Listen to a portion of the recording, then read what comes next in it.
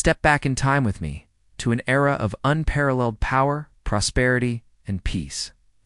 We're heading to the 2nd century AD, the zenith of the Roman Empire. Imagine a single state stretching from the misty highlands of Scotland to the sun-scorched sands of Mesopotamia.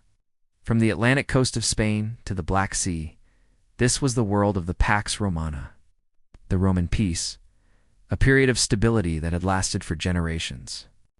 At the heart of this vast empire was the city of Rome itself, a sprawling metropolis of over 1 million people. It was a city of incredible contrasts, where magnificent marble temples and forums stood alongside crowded, multi-story apartment blocks called insulae. The air buzzed with 100 different languages, a testament to the empire's incredible diversity. From the Grand Colosseum, where gladiators fought for glory, to the bustling markets filled with goods from across the known world, silk from China, spices from India, grain from Egypt, Rome was the vibrant, beating heart of civilization. This era is often defined by the 5 good emperors: Nerva, Trajan, Hadrian, Antoninus, Pius, and Marcus Aurelius. These weren't just ruthless conquerors. They were, for the most part, capable administrators who governed with a sense of duty. Trajan, for instance, expanded the empire to its greatest extent, conquering Dacia, modern-day Romanian parts of Parthia. His successor, Hadrian, took a different approach. He consolidated the borders, famously building Hadrian's Wall in Britain, a massive stone fortification marking the northern limit of Roman territory. These emperors weren't just focused on military matters. They invested heavily in public works, building roads, aqueducts, baths, and libraries across the empire, projects that improved the lives of millions. Life for an ordinary Roman citizen during this time was better than it had ever been. Thanks to the extensive network of stone-paved roads, travel and trade were safer and faster than at any point in history. A merchant could journey from Syria to Spain using a single currency and under the protection of a single legal system.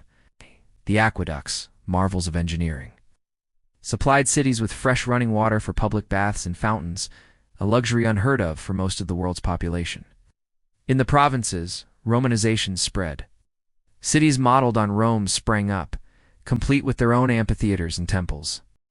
Local elites adopted Latin, Roman customs, and the toga, eager to become part of this powerful and prestigious culture. Of course, this peace and prosperity were built on the back of a powerful military machine. The Roman legions were the most disciplined and effective fighting force of their time. A legionary was a professional soldier, serving for 25 years. They weren't just fighters. They were also engineers, building the very roads, bridges, and forts that held the empire together. Stationed along the vast frontiers from the Rhine and Danube rivers in Europe to the deserts of North Africa.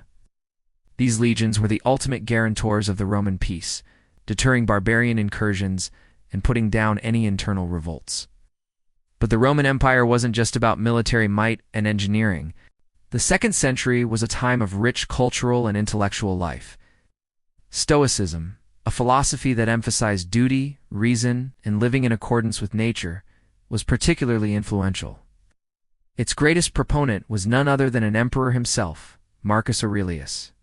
His personal writings, known to us as the Meditations, offer a profound glimpse into the mind of a man grappling with the immense pressures of power while striving to live a virtuous life. He reminds himself to be tolerant of others, to accept what he cannot change, and to find tranquility within himself, regardless of the chaos outside. His thoughts, written in a military tent on the northern frontier, still resonate with us 2,000 years later. Science and technology also flourished. The work of Ptolemy of Alexandria, an astronomer and geographer, would define the Western understanding of the cosmos for the next 1,400 years with his geocentric model of the universe. Galen of Pergamon, a physician who served several emperors, made groundbreaking discoveries in anatomy and medicine. His theories would dominate medical practice in Europe for centuries. Roman engineering, as we've seen, was second to none.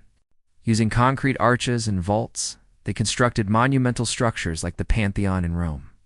With its magnificent unsupported dome, which remains the largest of its kind in the world. However, it's crucial to remember that this golden age was not golden for everyone. The Roman economy was heavily dependent on slavery. Slaves worked in mines, on large agricultural estates, and in the households of the wealthy, often under brutal conditions. While some could earn their freedom, the institution of slavery was an accepted and integral part of Roman society. Women, even those of the upper classes, had limited legal rights and were largely excluded from public life. And while the empire was tolerant of different religions, they demanded loyalty to the state and the emperor, which brought them into conflict with groups like the early Christians, who refused to worship the Roman gods.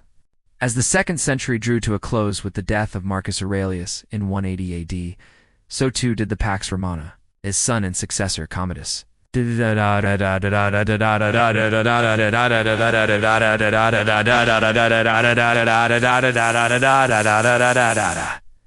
Was an unstable and parted about a long period of decline. Civil war and instability known as the crisis of the 3rd century, the Golden Age was over. But the legacy of the 2nd century Roman Empire is undeniable. It created a common cultural and political framework that shaped the development of Europe for the next 2 millennia. Roman law forms the basis of many modern legal systems. The Romance languages Spanish, French, Italian, Portuguese, and Romanian all evolved from the Latin spoken by the Romans. Their engineering, art, literature, and philosophy laid the foundations upon which Western civilization was built. So, when we look at the ruins of a Roman aqueduct in France, a theater in Jordan, or a villa in Britain, we're not just looking at old stones. We're looking at the remnants of a world connected by a shared vision of order, culture, and power. The Roman Empire of the 2nd century AD stands as a powerful reminder of what can be achieved. A testament to human ambition and ingenuity, and a cautionary tale about how even the mightiest empires can eventually fade into history. Thank you so much for joining me on this journey back in time. If you enjoyed this exploration of the Roman Empire's peak, don't forget to like, subscribe, and hit that notification bell so you don't miss our next historical deep dive. See you in the next video.